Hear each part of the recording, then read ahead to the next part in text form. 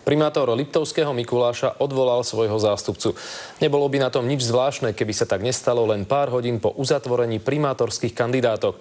Z nich na poslednú chvíľu vzišlo, že šéfmi radnice chcú byť obaja.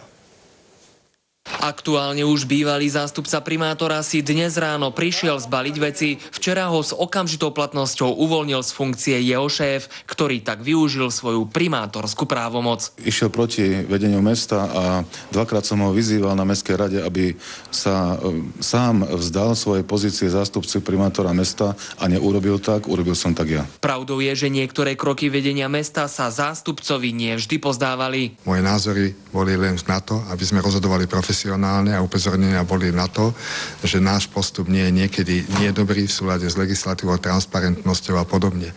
Nie preto, aby sa mesto nerozvíjalo. Jan Dropa si však myslí, že skutočný dôvod jeho odchodu treba hľadať úplne inde. 8,5 hodín predtým sa uzatvorili kandidátne listiny kandidátov na funkciu primátora mesta a jedným z kandidátov som aj ja. Odvolal som ho v pondelok o 8:30 a o jeho kandidatúre som sa dozvedel o 9:00. Bývalý viceprimátor považuje svoje odvolanie za poškodenie dobrého mena zo strany šéfa radnice. Právne kroky však neplánuje. Obyvatelia Liptovského Mikuláša vraj budú vedieť, ako si to majú vysvetliť. Ľubo Fronko, televízia Markíza.